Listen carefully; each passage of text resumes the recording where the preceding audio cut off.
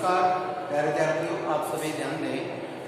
सभी 12th class के छात्र ध्यान दें कि हमारा एक बिंदु जो चल रहा है पाठ 10वां चल रहा है वह, और 10वें लेसन में आपने देखा है जो आचार्य शुक्ल हैं उन्होंने पाठ काफी डिफिकल्ट हो सकता है यदि आपने बुक में से उस पाठ को नहीं पढ़ा, उसके भावार्थ को नहीं जाना तो डिफिकल्ट हो सकता है। जबकि जो 12वीं क्लास का लेवल है, जो बच्चों की IQ होती है, और लगभग आप साइंस में पढ़ चुके हैं, जानते भी हैं, तो साइंस के आधार से हम प्रैक्टिकली जो चीज़ों को देखते हैं उसके आधार पर देखा जाए तो प्यारे बच्चों ये जो लेसन है भय, तो साइंस के जैसे माने कि भय होता क्या है, किसे कहते हैं भय, किस किस को भय ज़्यादा लगता है, किसको भय से भय नहीं होता है, ठीक है, ये भय से डर नहीं लगता है। तो काफ़ी बातें हैं जो आपको सुननी समझनी देखनी है, तो प्लीज़ आप इस लेसन को पढ़ें। मेरा यकीन है कि पढ़ने के बाद कुछ ऐसे कहेंगे सर समझ में नहीं आया, कुछ कहीं सर थोड़ा बहुत आ गया है, तो आप यदि उसे पढ़ेंगे तो जो थोड़ी बहुत कमी रहती है उसको मैं पूरा करने के लिए आपके लिए तैयार हूँ। तो प्यारे बच्चों यहाँ सोचिए समझिए कि भय, मैं आपको एक वीडियो भेज चुका हूँ, उसमें आपने देख लिया होगा कि भय क्या है, ठीक है। तो आपने अंतिम जो लास्ट लाइनें थी उसमें भय के बारे में देखा था, भय भीरुता की बात कर रहे थे।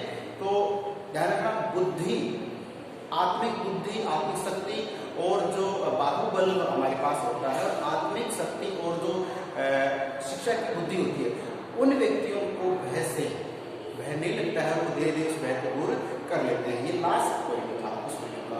अब बात करें हम कि नंबर 4 पे आ चुके हैं कि भय आशंका क्या होती है। मैं अक्सर आपसे डिस्कस करते रहता हूँ कि भय और आशंका, भय तो है, आशंका और संभावना एक जैसे शब्द है, अर्थ अलग अलग है, और मतलब जैसे लगभग लोग समान मान लेते हैं, क्योंकि बाद में घटित होने वाला उसके लिए पूर्व अनुमान को हम कुछ लोग आशंका कहते हैं, कुछ लोग संभावना कहते हैं, कुछ तो ऐसे भी हैं इनको पता ही नहीं कि आशंका और संभावना में अंतर कितना है। मेरा मानना है कि आशंका बुरे की होती है और संभावना अच्छे की होती है। तो बीमार है, ठीक हो रहा है तो संभावना है कि भाई ठीक हो जाएगा, कोई बच्चा फेल हो गया तो दोबारा पढ़ रहा है तो संभावना है कि पास हो जाएगा। लेकिन आशंका कई ऐसे भी होते हैं, यार इस बार ये पिछली बार फेल हो गया था, इस बार अच्छा पढ़ रहा है, शायद इसके पास होने की आशंका है, तो आशंका वहां गलत हो जाएगी, वाक्य शुद्धि के हिसाब से वो गलत हो जाएगा। प्यारे बच्चों, आज हम जानते हैं आशंका संभावना, तो आशंका होती है बुरे के लिए होती है, और आशंका वैसे क्षणिक बताई गई थी, कुछ समय की होती है, संभावना अच्छी होती है और लंबे समय तक की होती है, ठीक है, ध्यान रखना। तो संभावना हमेशा अच्छे की करनी चाहिए, और मैं तो मानता हूँ कि आशंका तो हमें खुद तो करनी ही नहीं चाहिए। हाँ, ये क्या किसी जंगल के रास्ते से गुजर रहे हैं, घनघोर बादल आ गए हैं, घटा छा गई है, तब आप सोचते हो कि इस पहाड़ी, इस जंगली क्षेत्र में अगर भयंकर बारिश हो गई है तो मेरे मतलब जिंदा रहने की जो है वो आशंका ज्यादा नहीं है, संभावना ज्यादा नहीं, आशंका ये तो भाई खतरे की। तो कहने का मतलब कि आशंका डरने के लिए ये बुरे की होती है और संभावना अच्छे की होती है। बहुत भयंकर बारिश हो रही है, आशंका बुरे होने की है, लेकिन बाद में धीरे धीरे कि आपको लगता है कि अब बारिश रुक जाएगी, तो बारिश रुकने की संभावना है, घर पहुंचने की संभावना है, ठीक है। तो बुरा होता है तो आशंका और अच्छा होता है तो संभावना, तो संभावित, पॉसिबल, ठीक है। एक कई बच्चे कहते हैं सर याद नहीं होता, ऐसे नहीं होता है, मैंने सुना है, इंग्लिश में सुना है कि पॉसिबल शब्द का मतलब संभव होता है, संभावना, संभव, पॉसिबिलिटी, और एक शब्द तो इम्पॉसिबल, कुछ होते हैं कि इट इज इम्पॉसिबल, ये असंभव है, आई कांट डू दिस, मैं ये नहीं कर सकता हूँ, मैं वो नहीं कर सकता हूँ। तो कई बच्चों से सुना, मैंने कई व्यक्तियों सुना है कि कुछ लोग कहते हैं कि ये असंभव है, इम्पॉसिबल है। तो कुछ व्यक्ति ऐसे भी होते हैं वो कहते हैं कि इम्पॉसिबल को पढ़ के देखो, आई और एम से बनाते हो, पॉसिबल तो है ही है, तो आई एम तो अलग अलग विच्छेद करके पढ़ें, तो आई का मतलब मैं और एम का मतलब वो और पॉसिबल का मतलब संभव। तो कुछ लोग व्यक्ति उससे असफलता को सफलता कैसे नहीं बना लेते, कैसे कि इम्पॉसिबल वर्ड ये कहता है कि मैं संभव, मैं पॉसिबल हूँ। तो बी पॉजिटिव, अच्छा सोचे, अच्छा करने के लिए जागृत रहे। ये भय नाम का लेसन बिल्कुल आपके दिमाग बैठेगा, आप पढ़ चुके हैं लगभग, इसको वापस पढ़िए और चलिए इसमें देखिए भय और आशंका क्या है। तो हम देख रहे हैं कि भय पहले पढ़ चुके कि हमारे मन में एक स्थायी स्तंभ कारक मनोविकार उत्पन्न हो जाता है किसी भी अनिष्ट होने के कारण से बचने के लिए। ठीक है, अब आप करते हैं आशंका। मैंने बता दिया कि आशंका बुरे की होती है, कुछ बातें बढ़ते हैं। देखिए इसमें दिया है कि भय में आवेग पूर्णता होती है। जो भय होता है उसमें आवेग पूर्णता, उसमें एक आवेग होता है, एक निरंतरता रहती है, उससे डरते रहते हैं। परंतु दुख जो होता है, दुख या आपत्ति की बात करते हैं, दुख या आपत्ति कहें या फिर आपदा कह दें पे, मानो की जैसे आपत्ति कह दें फिर मैं कह दूं आपदा, क्या होती है आपदा। तो आपदा की संभावना मात्र से जो आवेग शून्य भय ही आशंका होती है। तो समझे कि जो दुख है, दुख हो या आपदा हो, उसकी संभावना मात्र से जो आवेग शून्य भय है वही क्या है आशंका हो। अब देखिए आप देखिए आवेग शून्य, उसमें आवेग नहीं है तब तो क्या हो जाएगा वो आशंका, और आवेग पूर्णता होती तो उसमें क्या हो जाएगा भय। मैंने फिर कहा यहाँ लाइन में फिर कहूंगा कि आशंका क्षणिक होती है, आशंका कुछ समय के लिए होती है, आशंका मैंने कहा बुरे के लिए होती है। तो बुरा होने की जो डर है वो कुछ समय के लिए रहता है, वो पल गुजर जाएगा, समय तो है गुजर जाएगा, बात तो सही है। तो आशंका कम समय की होती है, बुरा समय कभी तक अच्छा ज्यादा रहता है। तो ये देखने वाली बात है कि यहाँ पे देखिए कि जो आपत्ति या आपदा है उसकी संभावना जो है वो मात्र से संभावना, मैंने कहा ना कि अच्छा होने की संभावना है, लेकिन यहाँ पे दुख की आपदा की संभावना पॉसिबिलिटी, आपदा की संभावना है, संभव लग रही है, इसके मात्र से जो बिना ज्यादा लंबा समय लिए ही जो भय होता है उसी का नाम क्या है आशंका है। बच्चों अभी देखते हैं कि क्रोध व भय में अंतर क्या है। क्रोध और भय, आप सीधी सी बात है कि क्रोध प्रकट हो जाता है और भय स्तंभ कारक बैठा जाता है, सीधी सी बात है। तो देखिए क्रोध सीधा सा है कि क्रोध को प्रकट कर लेते हैं, क्रोध गुस्सा आता सबको है। कुछ व्यक्ति तो आक्रामक स्थिति में प्रकट कर देते हैं, जैसे किसी को मार दिया, पीट दिया, फेंक दिया, कुछ भी, वो तो क्रोध हो गया। और ये मतलब भय, भय मतलब उस कारण को लेके बस सहमे हुए डरे हुए हैं। तो क्रोध और भय में अंतर की बात करें तो देखिए इसमें कुछ दिया है इंपॉर्टेंट बातें, कैसे कि क्रोध दुख के कारण को मिटाने के लिए आकुल रहता है। जो क्रोध होता है वो क्या करता है कि जिस वजह से, जिसके कारण से मुझे दुख हुआ, तो दुख का जो कारण है उस कारण को मिटा देता है कौन, क्रोध। इस मान लीजिए सांप आ गया अचानक, आप बैठे हैं रूम में टीवी देख रहे हैं, अचानक सांप आ गया। तो सांप आ गया तो जैसे मान लीजिए आप बैठे हैं, लेकिन आप जो छोटा बहन भाई है और वो डर गया सांप से, तो आप क्या करेंगे, कोई लकड़ी से या किसी डंडे से आप उस सांप को बाहर फेंकने का प्रयास करेंगे। कारण क्या है कि जो बच्चा है या वो डर गया है, तो डरा किसी सांप से, तो सांप का जो भय था, ठीक है, उस भय का जो दुख होगा, उस दुख का जो कारण, उस कारण को मिटाने, कारण के सांप है, उस सांप को क्या है मिटाने का प्रयास करेंगे। दूसरी है कि जो क्रोध है वो दुख के कारण से, क्रोध आया है तो दुख के कारण से, तो उस कारण को क्या करेंगे मिटा देंगे, ताकि दुख रहे नहीं, बचे ना रहेगा, पास न हो जाएगी, पास हो गई। तो उसके लिए आपको रहता है कौन, क्रोध, ठीक है। जबकि भय दुख के कारणों से बचना चाहता है, ये बात को समझना है।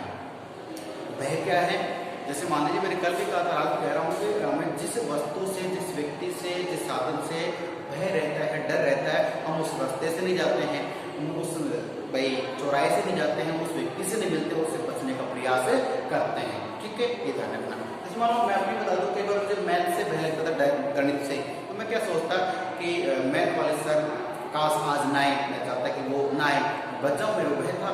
ये फिर सोचता कि उनकी मैं क्लास ना लूँ, कोई बहाना बना के क्लास से आउट हो जाऊँ, ठीक है। तो मेरा जो भय था उससे क्या कर रहा हूँ, बच रहा हूँ, भय हो गया और मैं उसका सामना कर रहा हूँ, और उससे जो मेरे को डर लगेगा उस दुख का कारण को मिटा रहा हूँ, तो क्या हो जाएगा, वो क्रोध हो जाएगा, ठीक है। तो प्यारे बच्चे देखने वाली बात यह है कि जो क्रोध होता है वो दुख के कारण को मिटाने का प्रयास करता है, और जो भय रहता है वो दुख के कारण से बचता है, ठीक है ना, ये ध्यान रखना है। चलिए सिंपल सी बात है। तो देखिए मान लीजिए एक सेकंड आपको और इसमें ले चलता हूँ कि जैसे माता पिता होते हैं, आप किसी गलती पे, आपने गलती की तो वो आपको मारेंगे, पीटेंगे, डांटेंगे। तो कुछ बच्चे क्या करते हैं कि उनका जो मारने पीटने का तरीका है उससे डरते हैं, उस भय से बचने के लिए कोई बहाना बनाएंगे, उसको झूठ बोलेंगे या छुपने छुपाने का प्रयास करते हैं। ठीक है। तो भय का जो कारण से बच रहे हो तो क्या है, भय है। कुछ व्यक्ति होते हैं उस भय का जो कारण, उस कारण को मिटा देते हैं, वो क्या हो जाता है, क्रोध होता है। बहुत बारीकी से अंतर है, क्रोध और भय का अंतर का क्वेश्चन भी आएगा, दोनों पर का इससे ठीक से करना है। तो क्रोध तो क्या होता है, प्रकट हो जाता है, भय दुख के कारण से बचने को भय कहा जाता है। तो ये ध्यान रखना। पॉइंट अपना 6 है आगे, कि भय की अवस्थिति, भय की जो स्थिति है, अवस्थिति है, उसको देख रहे हैं हम, वो क्या है, जंगली व असभ्य जातियों में भय का संचार अधिक रहता है। अब जंगली किसे कहते हैं आप समझते हो, और असभ्य किसे कहते हैं आप समझते हैं। ये कोई मतलब नहीं है कि आप या हम बहुत अच्छे सिटी में रहते हैं, बहुत अच्छे शहर में रहते हैं, ठीक है, और हम सभ्य उठने हैं। पर्सनालिटी एक शब्द है, पर्सोना से बनी, पर्सोना से पर्सनालिटी से बनी, इसका मतलब होता है व्यक्तित्व है। पर्सनालिटी बोलते हैं ना, व्यक्तित्व पहले तो क्या होता है कि अच्छा सूट कोट टाई वाई लगाने, कोट वोट पहन लिया, अच्छी लग्जरी गाड़ी में आ रहा है, तो जाहिर सी बात है उसकी पर्सनालिटी बहुत अच्छी, हीरो नेता अभिनेता जो भी है अच्छा लग रहा है। लेकिन पहले ऐसा मान लिया जाता था, लेकिन आज की परिभाषा बदल चुकी है। केवल बाह्य रंग रूप सौंदर्य से पर्सनालिटी की पहचान नहीं होती है, तो उसके आंतरिक गुणों को भी समावेश किया जाता है। इसकी बोलचाल, रहन सहन ढंग कैसा है, उसके बाह्य वेशभूषा कैसी, दोनों स्थितियों को मिलाते हैं तब एक गुड पर्सनालिटी डेवलप होती है। समझ इस बात को। तो कहने का मतलब ये है कि आप जिस जगह रहते हैं तो वहाँ का आसपास का माहौल या आपका रहने का तरीका जो सब उसमें बात करता है कि आप, तो यहाँ बात करें जंगली, जंगली का मतलब सोच समझ रहन सहन सब उसमें आ गया है। और असभ्य का मतलब जिससे सभ्यता नहीं रहने की उसकी बात करते हैं, फिर वो चाहे स्कूल हो, कॉलेज हो, घर परिवार कहीं भी हो। तो जो जंगली या असभ्य जाति या लोग होते हैं, व्यक्ति होते हैं, उनमें भय ज्यादा होता है। अब इसमें देखो, इसको आप देख सकते हैं इस प्रकार से आपको आएगा जंगली की बात करें,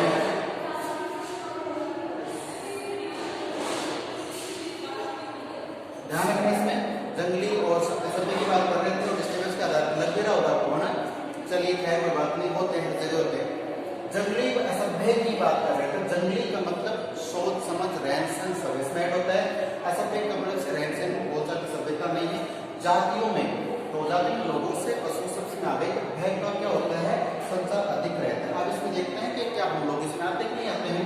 देखिए जैसे मान लीजिए कुछ आदिवासी लोग होते हैं, कैसे होते हैं, आदिवासी लोग होते हैं, तो जो आदिवासी लोग होते हैं वो आदिवासी लोगों में भय ज्यादा रहता है। ये लोग क्या होते हैं, मान लें कि भाई पढ़ाई लिखाई भी चलो कम करते हैं, फिर ये थोड़े से भावुक होते हैं। भावुक होना भी हमारे लिए भय का एक कारण क्या होता है, जैसे आदिवासी लोग होते हैं, इनमें क्या होता है कि जो इनसे अधिक ताकतवर है उसके सामने ये उससे अपने आप ही खुद को नतमस्तक समझते हैं, उसका दास समझेंगे और उस ताकतवर को अपना गुरु मान लेते हैं, उसकी अकॉर्डिंग काम करते हैं। तो वो जैसे असभ्य ही कहलाए या फिर आदिवासी लोग होते हैं, ठीक है। जैसे मान लीजिए एक ताकतवर राजा है तो बाकी लोग अपने हथियार डाल देते हैं, उसको कुछ मान लेते हैं, ठीक है। तो वो उनमें भय रहता है उसके प्रति। चलिए, तो जंगली और असभ्य जाति जो होती है उनमें भय का संचार अधिक रहता है, आपको मालूम होगा। और देखिए सभ्य लोगों में भय व स्थायी नहीं रहता। ये प्रश्न आएगा अपने लिए कि सभ्य और असभ्य लोगों में भय का माध्यम बताइए। तो जो आदिवासी लोग होते हैं, ये जंगली प्रवृत्ति के लोग होते हैं, जंगल में रहते हैं, जीवन यापन करते हैं, या जो असभ्य लोग होते हैं उनको डर ज्यादा रहता है। फिर चाहे जंगल में रहने वाला, चाहे शेर का डर हो, जंगली जानवरों का डर हो, या व्यक्तियों का डर हो। आप जानते हैं ना, जैसे मान लीजिए बात करें कि जंगली जो अपना हो चुका है, एक पढ़ा लिखा व्यक्ति समझदार व्यक्ति क्या करता है, किसी भी परिस्थिति में जल्दी से नहीं घबराता है। और एक भावुक इंसान होता है, पढ़ा लिखा भी कम है, बाहुबल बुद्धिबल उसके उसमें ज्यादा, लेकिन ज्ञान नहीं है, आत्मिक ज्ञान नहीं है, तो उसमें ना तुरंत वो घबरा जाता है, सीरियस हो जाता है। कोई भी समस्या आ गई तुरंत करे यार क्या होगा। तो वो बात करते हैं असभ्य की बात है, सभ्यता नहीं है, थोड़ा ज्ञान इसी प्रकार से मानता, आत्मिक ज्ञान, बाहुबल, ये सब एक सिमिलिटी की बात करते हैं, ठीक है, सभी होना चाहिए। तो आगे बात देखिए, इस बात करते हैं सभ्य लोगों में भय स्थायी नहीं रहता। सभ्य बात कर लेते हैं, जैसे शहरी लोग होते हैं, ग्रामीण लोग होते हैं। तो शहरी लोग क्या करते हैं कि अगर कम पैसा है, कम संसाधन है, तो भी क्या है कि थोड़ा एडजस्ट कर लेते हैं, ठीक है। और किसी भी समस्या से बीमारी हो, चाहे कोरोना हो चाहे कोई हो, आज कोरोना को लेकर एग्जाम्पल दें तो देखिए कि लगभग जैसे मुंबई महानगर है, जयपुर दिल्ली जैसे बड़े बड़े शहर हैं, इन सब में कोरोना के केसेस ज़्यादा आ रहे हैं। उसके बावजूद भी लोग अपनी दिनचर्या को किस तरह से सेटल करते हैं, जैसे ऑफिस जाना है, कोई आवश्यक काम करना है, वो काम कर रहे हैं, यहाँ पे ज़्यादा चांसेस है कि खुला वातावरण कम मिलता है और अंदर रहना भारी से तो मिला के शहर में ज़्यादा प्रकोप, उसके बावजूद भी लोग अपने आप को महफूज रखते हैं, सुरक्षित रखते हैं। जबकि जो गांव के लोग होते हैं उनमें एक भय बना हुआ है, वो शहर वालों को पास नहीं आने देते, क्योंकि शहर वालों का ज़्यादा होता है। नहीं, ऐसा कुछ नहीं है। कहने का मतलब है कि समझदार, पढ़ा लिखा, आत्मिक ज्ञान रखने वाला ये व्यक्ति किसी भी समस्या का समाधान ढूंढने का प्रयास करता है। और जो असभ्य होते हैं या कहें जंगली प्रवृत्ति के होते हैं, वो डर को सामने देखते ही बस घबरा जाते हैं, उससे बचने का प्रयास करते हैं, उसे दूर करने का समाधान नहीं ढूंढते हैं। ये होता है। आगे देखिए, एक पॉइंट है इसमें कि अबोध बालकों में क्या होता है। अबोध का मतलब जो भी ठीक से उनका विकास नहीं हुआ है। जैसे मान चले एक छोटा सा उदाहरण है कि जो उदाहरण मैं दे रहा हूँ, घर में छोटा बच्चा है, वो घर में बहुत शरारती है। मान लीजिए 5 साल का बच्चा बहुत शरारत करता है, बहुत बोलता है, लेकिन वो बच्चे से बाहर खेल रहे हैं, आप लोगों के सामने वो कुछ भी बोले, कुछ भी करे, मानते हैं, कर सकता है। लेकिन वो बच्चा बाहर खेल रहा है, अचानक से मान लो मैं आ गया या कोई थर्ड पर्सन और आ गया, तो उस व्यक्ति को देख के वो बच्चा लगभग अंदर जाएगा। हालांकि बातों के बराबर है, सारे बच्चे से नहीं होते, कुछ ऐसे सामने कर देते, लेकिन अबोध वालों की बात कर रहे हैं कि कुछ बच्चे ऐसे होते हैं अपने सदस्यों से कुछ भी बातचीत कर लें, कुछ भी समझ लें, लेकिन वो अननोन या अपरिचित व्यक्ति को देख करके थोड़े से डर जाते हैं। ठीक है, ये ध्यान रखना है। तो अबोध बालक की बात करते हैं, भय अधिक है इसमें अबोध बालक में। ठीक है, इसका ध्यान रखना है। ठीक है, तो भय जो है वो अधिक रहता है इसमें अबोध बालक में। विद्वान और खंडर ने 2 शब्द लिखे उदाहरण देने के लिए। मान के चलिए पूरे भारतवासियों की बात कर रहा हूँ मैं, हम जो भारतीय लोग हैं इनमें क्या है, वो एक लाइफ स्टाइल अपने के डर के आगे, वो जीत वाला नहीं है कि डर के आगे भूत कांपता है। डर से तो भूत का डर लगता है, लेकिन भूत भी डर से डरता है। ये ध्यान रखना कि मार के आगे भूत कांपता है, कुछ मान लीजिए, डर सबको लगता है। ठीक है, अब बात कर रहे हैं कैसे कि पूरा भारत देश है, इस भारत देश की जो जनता है भावुक है थोड़ी सी। कैसे, मैं आपको बताता हूँ। एक तो भारत में धर्म भी होता है, धर्म के नाम पे आपको डराते कि ऐसा कोई दर्श हो जाएगा, डेफिनेट डरेंगे। अगर आपने ऐसा नहीं किया तो ये हो जाएगा, बिल्कुल डरेंगे। ठीक है, शास्त्रों से मतलब डरा देते हैं कि आपने अगर ये कर्मकांड नहीं किया या कोई पूजन नहीं किया, ऐसा नहीं किया तो ऐसा ऐसा हो जाएगा, और हम डरते भी हैं। जबकि जो एजुकेशनिस्ट जिसमें हम एजुकेशन आपका ज़्यादा प्रचार प्रसार है, वहाँ पे इतना नहीं होता है। चलिए भारतीय लोग जैसे भी हैं, तो बात करें कि भारत में एक विद्वान हमारे सामने खड़ा है, बहुत अच्छी बातें कर रहा है, उससे हम डरते नहीं, उसकी बात सुनते हैं, मनन करते हैं और करते नहीं करते बात की बात है, लेकिन उससे डरते नहीं है। एक विद्वान में बहुत अधिक ज्ञान होता है, वो बहुत कुछ कर सकता है, लेकिन उससे हम डरेंगे नहीं। उसके बाद वो सोने नहीं सोने, लेकिन एक थानेदार आ जाए तो अपन चाहे कितने धुरंधर हो साइड में हो जाते हैं, इसके सामने बोल देंगे, कुछ छोटा सीधा निकल गया, अरेस्ट कर सकता है, मारपीट हो सकती है। एक थानेदार को भारतीय जनता में अधिक डर है बजाय एक विद्वान के। समझ रहे इस बात को, इसे एग्जाम्पल आराम से समझ लेना, ये अपनी किताब में तैयार रखा, बहुत अच्छे ढंग से समझा रखा, समझ सकते हैं। और फिर भारतवासी में कहते हैं कि भारतीय में क्या है, तो धर्म भी होता है, तो धर्म भी होता तो होनी चाहिए कि हम अनिष्ट कार्य, किसी दूसरे की बुराई ना करें, दूसरे का अहित ना करें, ये डर तो होना चाहिए।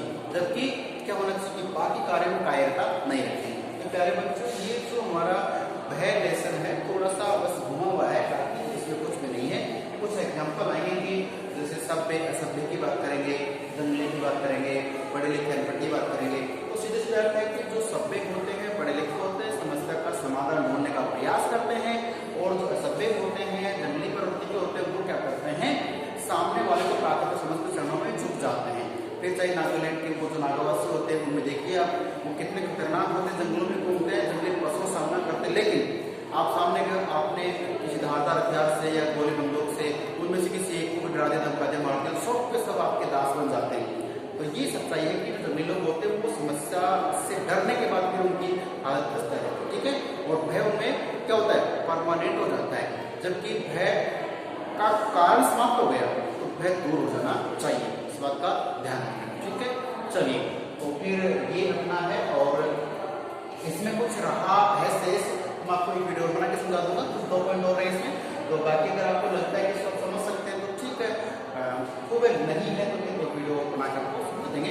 लेकिन प्लीज मेरा ये आपसे निवेदन है कि इस पार्ट में से 101% हर बार बोर्ड में क्वेश्चन आते हैं, इस बार भी आएंगे। सो प्लीज इस पार्ट को रीड करें, समझें